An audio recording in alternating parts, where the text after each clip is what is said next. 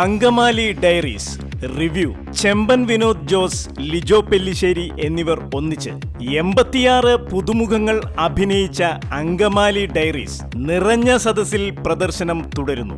യുവത്വത്തിന്റെ ചോരത്തിളപ്പിൽ പ്രശ്നങ്ങളിൽ നിന്നും കുഴപ്പങ്ങളിലേക്ക് പോകുന്ന ഒരു കൂട്ടം ചെറുപ്പക്കാരുടെയും അവരുടെ ചുറ്റുവട്ടത്തിന്റെയും കഥ പറയുന്ന ചിത്രമാണ് അങ്കമാലി ഡയറീസ്. ലിജോ പെല്ലിശ്ശേരിയുടെ മേക്കിംഗ് അതിഗംഭീരമായിട്ടുണ്ട്. അവസാനത്തെ 11 മിനിറ്റ് നീണ്ടു നിൽക്കുന്ന ഒറ്റ ഷോട്ടിൽ ഇതെല്ലാം ചിത്രീകരിച്ചിരിക്കുന്നത് വളരെ ത്രില്ലടിപ്പിക്കുന്നു. അങ്കമാലിയിലെ ചെറുപ്പക്കാരുടെ കഥയാണ് ഇതെങ്കിലും കേരളത്തിലെ സുബ്രഹ്മണ്യപുരം എന്ന് ചിത്രത്തെ വിശേഷിപ്പിക്കാം. യുവതാരങ്ങൾ ഒത്തിരി ചിത്രത്തിലുണ്ട്. പക്ഷേ എല്ലാവരും ഒത്തിരി എക്സ്പീരിയൻസ് ഉള്ള ആർട്ടിസ്റ്റുകൾ ആണെന്ന് തോന്നുന്ന വിധത്തിൽ അഭിനയിച്ചിട്ടുമുണ്ട്. ക്യാമറാമാൻ ഗിരീഷ് ഗംഗാധരൻ എല്ലാം വേണ്ട വിധം ഒപ്പിയെടുത്തിട്ടുമുണ്ട്.